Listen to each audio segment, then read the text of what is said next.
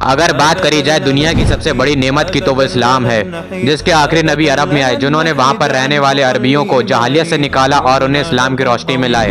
अरब के लोग जिनमें कमी ये थी कि पहले तो वो अनपढ़ थे, जिन्हें कुछ भी नहीं आता था, और दूसरी ये कि वो छोटी छोटी सी बात पर खुद एक दूसरे से लड़ा करते थे, और छोटी छोटी सी बातों पर इनकी जंगें कई सालों तक चलती रहती थी, जहाँ पर खानदानों के खानदान खत्म हो जाया करते थे। ये अरबी जंग करने में तो माहिर थे, लेकिन आपस में लड़ते रहते थे। लेकिन इनमें खूबी भी थी। पहली खूबी ये थी कि ये टफ माहौल के रहने वाले थे। ये रेगिस्तान में रहा करते थे। ये लोग हर तरह के माहौल में खुद को एडजस्ट करना जानते थे।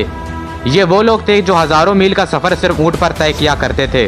और दूसरी खूबी ये थी कि अगर वो किसी को जुबान दे दिया करते थे तो फिर अपनी बात से पीछे नहीं हटा करते थे। वो अपनी गर्दन तो कटवा सकते थे, लेकिन अपनी बात से मुकर नहीं सकते थे।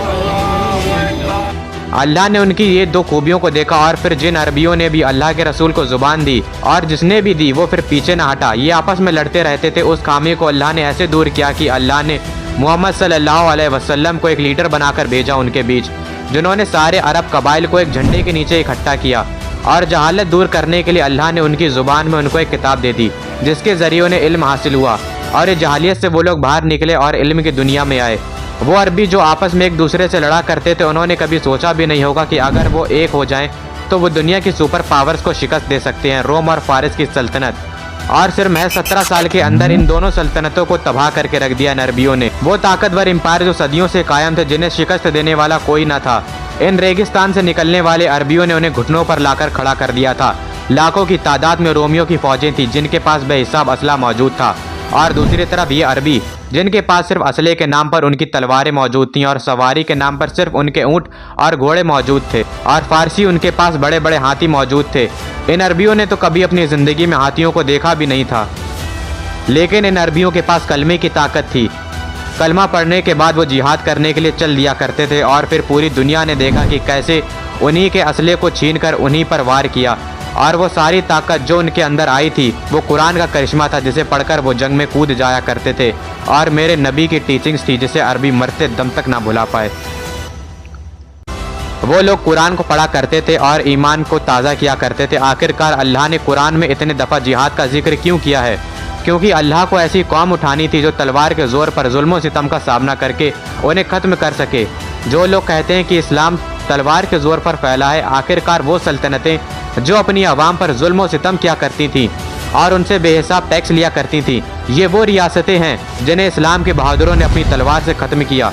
और इन रियासतों को उखाड़ने के लिए प्यारी प्यारी बातें नहीं चाहिए थीं, और तलवार के ज़ोर पर ही उन्हें उखाड़ा गया। और अल्लाह ताला ने फिर सहाबा इकराम की तलवारों को मुसल्लत किया, और उस दौर में बादशाह का दीन अवाम का दीन हुआ करता था। आखिरकार ये कहाँ का इंसाफ है? अगर कोई शख्स कहे कि वो बादशाह के दीन से अलग होना चाहता है तो उसे कत्ल कर दिया जाता था। और ये चीज़ रोमन और पर्शियन एम्पायर दोनों में थी। ईसाईयत भी इसी तरह से फैली है। जो रोमियो का बादशाह था उसने ईसाईयत को कबूल कर लिया था, जिसकी वजह से ये ईसाईयत फैली है। उस बादशाह का नाम था कॉन्स्टेंटाइन II, जिसके नाम पर यह कुस्तुनतुनिया शहर था, जिसे बाद में सुल्तान महमद फातेह ने फतह किया था। जब इस रोमन एम्पायर के बादशाह ने ईसाईयत को कबूल किया तो 3 बर्रे आज़मों में फैली पूरी रोमन एम्पायर ने ईसाईयत को कबूल कर लिया। और दूसरी तरफ फारसी, वो लोग आग की पूजा करते थे। वहाँ पर रहने वाले लोग आग की पूजा करने वाले थे। और फिर सहाबाओं ने अपनी तलवार के जोर पर उन दोनों एम्पायर को उखाड़ फेंका। और अल्लाह के रसूल की एक हदीस है जिसमें आपने फरमाया कि जल्द ही कैसर खत्म हो जाएगा और क़यामत तक कोई भी कैसर नहीं आएगा। और आज 1400 साल बीत चुके हैं, ना कोई भी कैसर हुआ और ना ही कोई भी किसरा। और आपने ये बातें उस वक्त फरमाई थी जब आप पर ईमान लाने वालों की तादाद बहुत ज़रा सी थी। अल्लाह ने अपने रसूल के ज़रिए सल्लल्लाहु अलैहि वसल्लम जो दीन इस्टेब्लिश किया, उसने शिर्क का खात्मा क़यामत तक के लिए कर दिया। और फिर जब आपने पर्दा फरमा लिया तो ये सारे कबाइल मुर्तद हो गए। 3 झूठे पैगंबर मुकाबले के लिए आ गए, मुसैलिमा तुलाया और शाहजहां। फिर कुछ सहाबियों के साथ हज़रत अबू बकर ने इन सारे झूठे नबियों का मुकाबला किया और उन्हें जहन्नुम वासिल कर दिया। ये वो लोग थे जिन्हें इस्लाम ने शुरू होते ही ख़त्म कर दिया। और फिर हज़रत अबू बकर ने सारे अरब कबाइल को फिर से जमा किया। और फिर आपने अपने बाद हज़रत उमर को खलीफा चुना। और फिर तो इस्लाम कहीं रुका ही नहीं। आज तक दुनिया ने ऐसा हुक्मरान नहीं देखा जो हज़ारों मुनव्वा मील पर हुकूमत करने के बाद भी मस्जिद में झाड़ू दे रहा हो। हजरत उमर के ही दौर में पहली दफा मुसलमानों ने यरूशलेम को फतह किया और यरूशलेम को फतह करने की तारीख तो बेमिसाल है। सिर्फ 10 सालों के अंदर हजरत उमर ने 22 लाख मुनव्वा मील का इलाका फतह किया और हजरत खालिद बिन वलीद, इनका नाम तो तारीख में सुनहरे अल्फाजों में लिखा गया है। आखिरकार ऐसा कोई भी कमांडर ना गुजरा तारीख में जिसने अपनी जिंदगी में एक भी जंग ना हारी हो, सिवाय हजरत खालिद बिन वलीद के। आपने अपनी जिंदगी में तकरीबन 100 से भी ज्यादा जंगें लड़ी और हजरत खालिद बिन वलीद की ही कमान में मुसलमानों ने यरमौक की जंग में रोमियों को शिकस्त दी, जिसके बाद रोमी कमजोर पड़ गए। हजरत खालिद बिन वलीद की ही कमान में मुसलमानों ने इराक को फतह किया, ईरान को फतह किया, सीरिया को फतह किया, जॉर्डन को फतह किया, लेबनान को फतह किया और ना जाने कितनी फतूहात हासिल की। और दूसरी तरफ हजरत साद इब्न नबी वक्कास की कमान में मुसलमानों ने फारसियों को शिकस्त दी कासिदिया की जंग में और फिर कोई भी फारस की सल्तनत कायम ना हो सकी। और इसके अलावा हजरत अम्र बिन अलास की कमान में मुसलमानों ने मिस्र को फतह किया और वहां से भी रोमियों का सफाया हो गया। ऐसा रेवोल्यूशन पूरी दुनिया ने कभी भी नहीं देखा था कि कुछ सालों के अंदर ही 3 बर्रे आज़मों पर मुसलमानों की हुकूमत कायम हो जाए। इसे द ग्रेट रेवोल्यूशन बोला जाता है तारीख की किताबों में। क्या लगता है कि आपको अब ये रेवोल्यूशन आ सकता है? जी नहीं। अब इस कौम में कैसे आएगा जिस कौम में मेरा जिस्म मेरी मर्जी के नारे लग रहे हों, जहाँ के नौजवान गानों पर नाचने को फख्र समझ रहे हों। ये इस्लाम के लिए क्या कर सकते हैं, बल्कि इन्हें देखकर बाकी के नौजवान जो इस्लाम को फॉलो कर रहे हैं उन्हें लज्जत का सामना करना पड़ रहा है।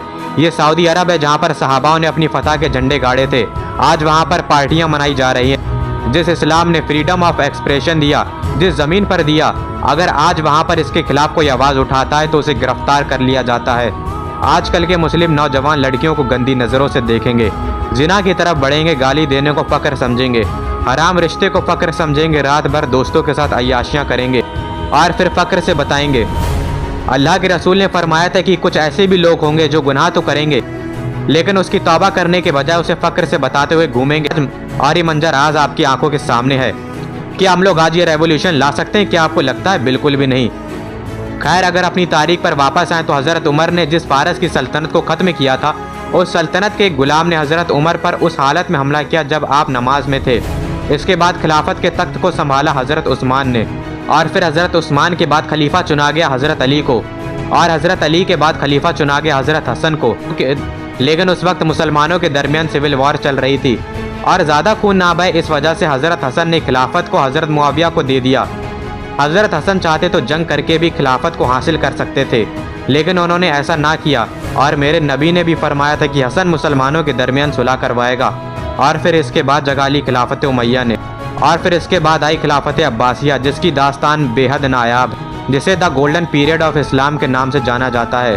वीडियो लंबी ना हो जाए इसलिए मैं इसे यहीं पर ख़त्म करता हूँ। अगर आप मुझसे बात करना चाहते हैं तो ये रही मेरी इंस्टाग्राम आईडी, आप यहाँ पर बात कर सकते हैं और ऐसी वीडियोस के लिए हमारे चैनल को सब्सक्राइब कर लें। तब तक के लिए अल्लाह हाफिज़।